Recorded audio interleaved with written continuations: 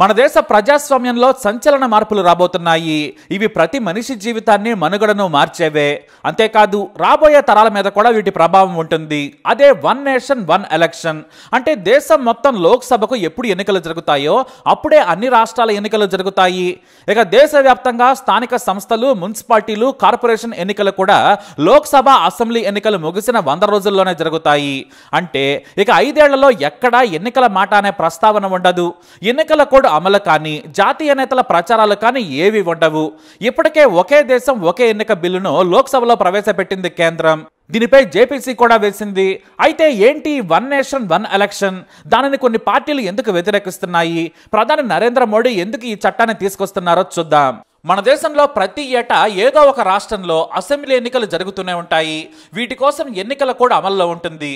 అంతేకాదు జాతీయ నాయకులు దేశ పాలనను పక్కన పెట్టి మరీ ప్రచారానికి తిరుగుతూ ఉంటారు.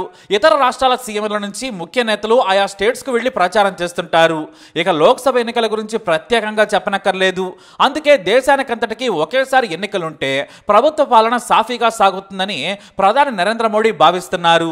ఎన్నికల కోడ్ కారణంగా ఆయా రాష్ట్రాల్లో పాలన పడకేస్తుంది. అధికారులు ఎన్నికల విధుల్లో ఉంటారు. కాబట్టి లోక్సభతో పాటే రాష్ట్రాల అసెంబ్లీ ఎన్నికలు నిర్వహిస్తే 5 ఏళ్ల పాటు ఎలాంటి పోలింగ్ హడావిడి ఉండదు. ఇటు ఖర్చు కూడా సగానికి సగం తగ్గుతుంది. కేంద్రం మీద ఎన్నికల ఖర్చు భారం తగ్గుతుందనేది కేంద్రం ఆలోచన. అంతేకాదు ఇది దేశ అభివృద్ధికి కూడా కీలకంగా మారుతుంది అని చెబుతుంది కేంద్రం. ఇందుకోసం మాజీ రాష్ట్రపతి రామ్నాథ్ కోవింద్ నాయకత్వంలో ఓ హై లెవెల్ కమిటీని ఏర్పాటు చేసింది కేంద్ర ప్రభుత్వం. ఇందులో 9 మంది సభ్యులున్నారు. ఈ కమిటీ దేశవ్యాప్తంగా అన్ని రాష్ట్రాలు పర్యటించి అన్ని పార్టీల అభిప్రాయాలను సేకరించింది. పౌరుల నుంచి కూడా కొన్ని సూచనలను తీసుకుంది. మార్చిలో రామ్నాథ్ కోవింద్ కమిటీ తన నివేదికను రాష్ట్రపతికి అందించింది. మొత్తం 18,626 పేజీల నివేదికను సమర్పించిన కమిటీ ఒకేసారి ఎన్నికలు నిర్వహించాలని సూచించింది. కమిటీ సభ్యులందరూ ఒకేసారి దేశంలో ఎన్నికలు జరిగితే మంచిదని సూచించారు. ఇది గేమ్ చేంజర్గా మారుతుంది. దేశ జీడీపీని 1.5% పెంచుతుందని కూడా రామ్నాథ్ కోవింద్ కమెంట్ చేయటం ఆసక్తికరంగా మారింది. వన్ నేషన్ వన్ ఎలక్షన్ జరిగితే ఇక లోక్సభ, అసెంబ్లీ ఎన్నికల తర్వాత ఎక్కడా కూడా పోలింగ్ హడావిడి ఉండదు. ఇక ఉప ఎన్నిక అనే ప్రసక్తే ఉండదు. స్థానిక సంస్థల నుంచి అన్ని ఎన్నికలు కూడా రాష్ట్ర ప్రభుత్వాలు ఏర్పడ్డ 100 రోజుల్లోనే ముగిసిపోతాయి. ఈ బిల్లు ఆమోదం చెందితే దేశానికి మంచిదని సూచిస్తోంది కమిటీ. ఈ కమిటీ చైర్మన్గా రామ్నాథ్ కోవింద్ ఉన్నారు. సభ్యులుగా కేంద్ర హోంమంత్రి అమిత్ షాతో పాటు గులాం నబీ ఆజాద్, ఎన్కే సింగ్, సుభాష్ సి కశ్యప్, హరీష్ సాల్వే, సంజయ్ కొఠారి, అర్జున్ రామ్, కేంద్ర మంత్రి మేఘవాల్ ఉన్నారు. అందరిది ఒకే మాట. 2014 లోక్సభ ఎన్నికల నిర్వహణకు 3,870 కోట్ల రూపాయలు ఖర్చయ్యాయి. మళ్లీ రాష్ట్రాల అసెంబ్లీ ఎన్నికల ఖర్చు అదనం. అయితే మన దేశంలో ఒకేసారి ఎన్నికలు నిర్వహించడం కొత్తేం కాదు. 1952, 1957, 1962, 67 ఎన్నికలు దేశమంతా ఒకేసారి జరిగాయి. కానీ ఆ తర్వాత రాష్ట్ర ప్రభుత్వాలు పడిపోవటం, గెలిచిన నేతలు వేరే పార్టీల్లోకి జంప్ కావడంతో పాటు రాజకీయ కుట్రలు అన్నీ కలిసి స్టేట్ ఎలక్షన్స్ అన్ని డేట్స్ మారిపోయాయి. ఇప్పుడు లోక్సభతో పాటు ఆంధ్రప్రదేశ్, ఒడిశా, సిక్కిం, అరుణాచల్ ప్రదేశ్ అసెంబ్లీలకు మాత్రమే ఎన్నికలు జరుగుతున్నాయి. మిగతా రాష్ట్రాలన్నింటికీ కూడా వేరువేరు సమయాల్లో జరుగుతున్నాయి. దీంతో దేశ అభివృద్ధి కుంటుపడుతుందని కేంద్రం చెబుతోంది. వాస్తవానికి ఎన్నికల కమిషన్ 1983లో ఒకే దేశం ఒకే ఎన్నికల ప్రస్తావన తీసుకొచ్చింది. 1999లో లా కమిషన్ కూడా ఇదే రిపోర్ట్ని ఇచ్చింది. అయితే ఒకే దేశం ఒకే ఎన్నికను చాలా పార్టీలు వ్యతిరేకిస్తున్నాయి. కాంగ్రెస్, డిఎంకే, టీఎంసీ, ఎంఐఎం సహా చాలా పార్టీలు వ్యతిరేకిస్తున్నాయి. ఎందుకంటే ఈ తరహా ఎన్నికలు ఫెడరల్ వ్యవస్థకు వ్యతిరేకం. రాష్ట్రాల హక్కులను కాలరాసేందుకు తప్ప ఉపయోగం లేదు. పైగా జాతీయ పార్టీలకే ఎక్కువగా ఉపయోగపడుతున్నాయి. మరీ ముఖ్యంగా బీజేపీకి. ఎందుకంటే రాజకీయ లబ్ధితో పాటు ఒకే ఎన్నికను దృష్టిలో పెట్టుకుని రాష్ట్రాల హక్కులను కూడా గుప్పిట్లో పెట్టుకునేందుకు ప్రయత్నిస్తుందని ఆరోపిస్తున్నారు. అంతేకాదు లోక్సభ ఎన్నికలు, అసెంబ్లీ ఎన్నికలు ఒకేసారి జరిగితే బీజేపీకి, దానితో పొత్తు పెట్టుకున్న పార్టీలకు ఎక్కువ లాభం జరుగుతుంది. 1999, 2014 ఎన్నికల్లో ఇదే జరిగిందని ఐడిఎఫ్సి అనే సంస్థ తెలిపింది. ఒకే దేశం ఒకే ఎన్నికను కొన్ని పార్టీలు వ్యతిరేకించడానికి కారణం ఉంది. ఎన్నికలు 5 ఏళ్లకు ఒకసారి మాత్రమే జరుగుతాయి. అది కూడా లోక్సభలు ఎప్పుడు జరిగితే అప్పుడే. ఒకవేళ ఏదైనా రాష్ట్రంలో రాజకీయ ఇబ్బందులు వచ్చినా, ఇతర కారణాలతో ఆగిపోయినా రాష్ట్రపతి పాలన పెడతారు.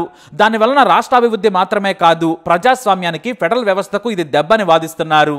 రాష్ట్రాల అసెంబ్లీ ఎన్నికలు ఉండడం వల్లే కేంద్రం దూకుడు నిర్ణయాలు తీసుకోకుండా జాగ్రత్తగా ఉంటుంది. ఇటు ప్రాంతీయ పార్టీలైనా అంతే, ఎన్నికల భయం ఉంటుంది కాబట్టి భయం భక్తులతో పాలిస్తారు. లేదంటే 5 ఏళ్ల తర్వాత ఎన్నికలు అనే భావన వస్తే ఇష్టారాజ్యంగా వ్యవహరించే ఛాన్స్ ఉందనేది వారి భయం. బీజేపీ మాత్రం ప్రతిసారి ఎన్నికల మీద దృష్టి కంటే పాలన మీదే 5 ఏళ్ల పాటు మనసు పెట్టొచ్చు, ఇది దేశానికి మంచిదని చెబుతోంది. అయితే ఇప్పుడు ఎలాగైనా సరే బిల్లును ఆమోదింపజేసుకుంటుంది కేంద్రం. ఎందుకంటే ఎన్డీఏ భాగస్వామ్య పక్షాలు కూడా వన్ నేషన్ వన్ ఎలక్షన్ కు మద్దతు తెలిపాయి. విస్తృత స్థాయి చర్చ కోసం 31 మంది సభ్యులతో కమిటీ వేసింది కేంద్రం. అంతేకాదు 90 రోజుల్లో ఇది నివేదిక ఇవ్వాల్సి ఉంటుంది. విస్తృత చర్చల తర్వాత లాభాలు నష్టాలు అడ్డంకులను బేరేజ్ వేసుకుని మార్పులు చేర్పులు చేయనుంది. అయితే ఖచ్చితంగా వచ్చే ఏడాది జరగబోయే వానాకాల పార్లమెంటు సమావేశాల్లో ఈ బిల్లును ఆమోదింపజేయనుంది కేంద్రం. దీనికి కొన్ని రాజ్యాంగ సవరణలు చేయాల్సి ఉంటుంది, వాటిని కూడా చేస్తుంది అనడంలో సందేహమే లేదు. అయితే ఈసారి ఎన్నికలు జరిగితే ఎంత ఖర్చు అవుతుందనేది కమిటీ లెక్కలేసింది. రామ్నాథ్ కోవింద్ కమిటీ ప్రకారం దేశం మొత్తం ఒకేసారి ఎన్నికలు జరిపితే 9,200 కోట్ల రూపాయలు ఖర్చు అవుతుంది. ఓటింగ్ యంత్రాలు, వీవీప్యాట్ మిషన్లకే ఈ ఖర్చు సరిపోతుంది. పైగా వీవీప్యాట్ మిషన్లు ప్రతి 15 ఏళ్లకు ఒకసారి మార్చాల్సి ఉంటుంది.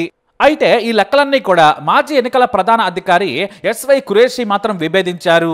అన్ని రాష్ట్రాలకు ఎన్నికల ఓటింగ్ యంత్రాలు, వీవీప్యాట్ మిషన్లు కామనే కదా, ఇక ఖర్చు ఎక్కడ తగ్గుతుంది? కేవలం బలగాలు కాస్త తగ్గుతాయంతే. సిబ్బంది 2 సార్లు పనిచేసే బదులు ఒకేసారి చేస్తారు. వాటి ఖర్చు మహా అయితే దేశం మొత్తం మీద లెక్కేసిన 1000 కోట్లు కూడా కావు. కాబట్టి దీని మీద అధ్యయనం చేయాలి.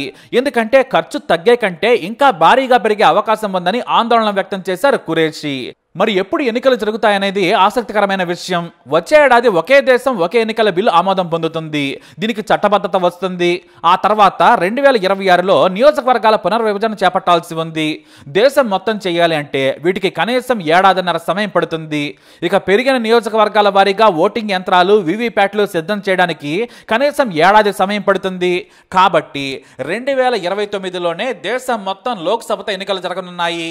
కానీ 2023లో ఎన్నికలు జరిగిన కర్ణాటక, మధ్యప్రదేశ్, రాజస్థాన్ ప్రభుత్వాలు గడువు ముగియడంతో అవి రాష్ట్రపతి పాలనలోకి వస్తాయి. ఇక వచ్చే ఏడాది ఢిల్లీ, బీహార్ అసెంబ్లీ ఎన్నికలు జరగనున్నాయి. అంటే కేవలం 4 ఏళ్లకే శాసనసభ కాలం ముగుస్తుంది. ఇక ఆ తర్వాత అంటే 2026లో తమిళనాడు, బెంగాల్ ఎన్నికలు జరగనున్నాయి. కానీ ఏ పార్టీ గెలిచినా 3 ఏళ్లు అధికారంలోకి ఉంటుంది. మళ్ళీ 3 ఏళ్ల తర్వాత కొత్త ప్రభుత్వం ఏర్పడుతుంది. 2023లో ఎన్నికలు జరిగిన మధ్యప్రదేశ్, తెలంగాణ, ఛత్తీస్గఢ్, మిజోరాం అసెంబ్లీ ఎన్నికలకు పెద్దగా ఇబ్బంది ఉండదు. 6 నెలల సమయం ముందే జరుగుతాయి కాబట్టి పెద్దగా ప్రభావం చూపదు. అందుకే కేంద్రం ఒకేసారి ఎన్నికలు జరిపించేందుకు ఇది మంచి సమయమని భావిస్తోంది. కానీ లోక్సభతో పాటు ఎన్నికలు జరిగిన ఆయా రాష్ట్రాల్లో పూర్తి మెజార్టీ రాకుంటే ఏం జరుగుతుంది? లేదంటే మధ్యలో ప్రభుత్వాలు పడిపోతే ఏం చేస్తుంది అనేది కూడా ఆసక్తికరంగా మారింది. ఇప్పుడు రామ్నాథ్ కోవింద్ నివేదిక ప్రకారం ఏ రాష్ట్రంలోనైనా ప్రభుత్వం మధ్యలో పడిపోయినా, ఫిరాయింపుల కారణంగా నిలబడలేకపోయినా కూడా లోక్సభ ఎన్నికల వరకు వెయిట్ చేయాల్సిందే. అంటే అన్ని రోజులు కేంద్రమే పాలిస్తోంది, అంటే రాష్ట్రపతి పాలన. ఒకవేళ లోక్సభ ఎన్నికల్లో ఏ పార్టీకైనా కూడా ఇప్పుడు వచ్చినట్లుగా మెజార్టీ రాకుంటే, మద్దతిచ్చిన పార్టీలు వెనక్కి తీసుకుంటే ఏం జరుగుతుంది? దీనిపై కూడా రామ్నాథ్ కోవింద్ కమిటీ సూచనలు చేసింది. కేంద్ర ప్రభుత్వం మధ్యలో కూలిపోతే మళ్ళీ అన్ని రాష్ట్రాలు లోక్సభతో ఎన్నికలకు వెళ్లాల్సిందే, అది ఎన్నేళ్లున్నా కూడా. అంటే అన్ని రాష్ట్రాల సీఎంల భవిష్యత్తు కేంద్రంలో ఏర్పడిన ప్రభుత్వం మీద ఆధారపడి ఉంటుంది. దీనిపైనే అందరూ ఆందోళన వ్యక్తం చేస్తున్నారు. దేశానికి మంచి చేస్తామని మొత్తంగా ఊబిలోకి నెట్టడం తప్ప ఉపయోగం ఏమీ ఉండదు. దేశ ఎన్నికలకు, రాష్ట్రాల ఎన్నికలకు ఉన్న చిక్కుముడిని తీసేయాలని మేధావులు సైతం డిమాండ్ చేస్తున్నారు. అయితే ఒకే దేశం ఒకే ఎన్నిక తర్వాత కేంద్రంలో మళ్ళీ బీజేపీ ఏర్పడితే మొత్తం ప్రజాస్వామ్యాన్నే కూనీ చేస్తుందనే ఆందోళనలు కూడా ఉన్నాయి. ఎందుకంటే మెజారిటీ రాష్ట్రాల్లో ఓడిపోయినా కూడా కేంద్రంలో అధికారంలో ఉంటుంది కాబట్టి ఆయా రాష్ట్రాల నేతలను అదిరించో, బెదిరించో, కేసులు పెట్టించో మళ్ళీ బీజేపీని అధికారంలోకి వస్తుంది.